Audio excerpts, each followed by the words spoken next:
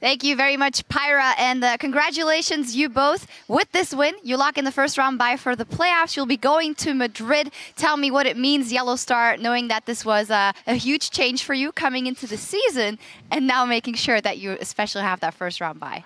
Oh, well, it gives a really huge advantage. I'm really proud of my team, even though no one really expected Fnatic to be at such a high level. We didn't have a lot of time to practice going into this season, so I think we've been putting a lot of effort into hard work, and it really pays off. And I know that a lot of us were really stressed before this match because it was really important for us to jump into the semifinals directly. But now we've made it, and everyone is just super happy. Yeah, congratulations, Febiven. He talks about a lot of hard work. There were a lot of nerves involved as well, and you tweeted beforehand, "I'm so incredibly nervous." So how did it end up in the game? Did you miss a couple more CS, or do you think that you did okay?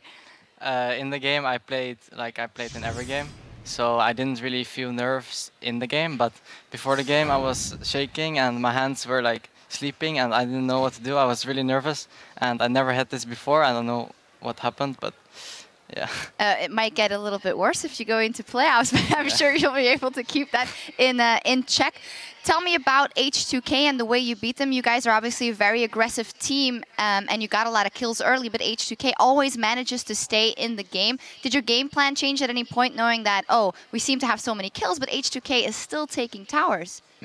Well, H2K was prone to be really aggressive before the new patch, but coming to the new patch, the meta really shifted into like really hard hyper carry, and we expected them to play like such comp, so that's why we banned the tools to protect the Como, and then they decided to go for the engaged comp like they are used to play.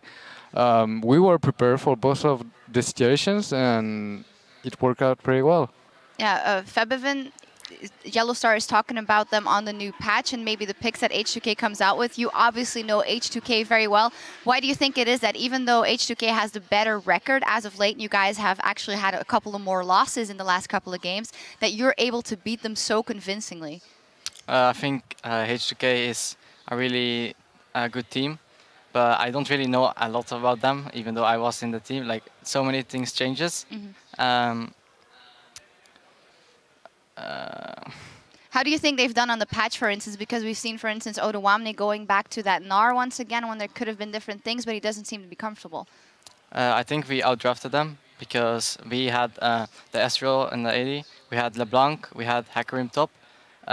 Basically, Ahri can never kill Ezreal and LeBlanc because you can dash away. So there was no way from them stopping us if we got our core items. So if we got a good early game, so we just snowballed that into a Drake lead and a Baron lead, and then we just took everything. Outdrafted and outplayed them, and Stress, you actually had an interesting point about the draft coming out of H2K as of late on the patch, that they don't seem to be as innovative maybe as other teams. Yeah, that is one of the things that we were talking about when we were looking at the picks and bans, is that first picking Annie straight away was a little bit of a... I guess it goes along H2K's kind of picks and bans. You guys must have expected that, I guess. Yeah, but I don't think Annie right now in the meta is a first pick material. I'd say like it's more based on tank champions, CC and all of this, so she's pretty squishy and really vulnerable to ganks, and I mean, it's the way they want to play, and I really respect that, and we really punish that lane. No, you didn't go for the Nautilus second time again. Did you get burned, or what happened there? No, the thing is, I was really thinking about it, but we wanted to snowball that bot lane, and with Thresh it's way easier. Even though the first gank we didn't manage to take one kill, we burned the flash, and Caitlyn is not as efficient as she is now, as she was. Yeah, well, good pick in the end. You guys pulled out. One final question. We didn't hear that much from you guys before the season. Obviously, you were also kind of waiting out how it would be and how the synergy would be. Turns out it is pretty good. You guys get that first round bye for the playoffs. So tell me about your expectations for playoffs, because you can dream big with the things that you've shown so far, Bora. Yeah, we are working really hard every day. We really want to improve. Everyone wants to show that Fnatic is still here. We already have 3 European titles, so we're going for the 4th one. Yeah, I love that you say we, with your new teammates gearing up to get that one. Well, congratulations. Thank you. All right, for now, though, we need to take a break. But when we return, Meet Your Makers will look to score a win off #1 SK Gaming to climb out of the last place auto-relegation spot. Is getting awfully close to do or die, so don't miss it. Actually, if I carry alone, I go nyam nyam nyam nyam. When I eat every ult. Yeah, you should. Nyam nyam nyam.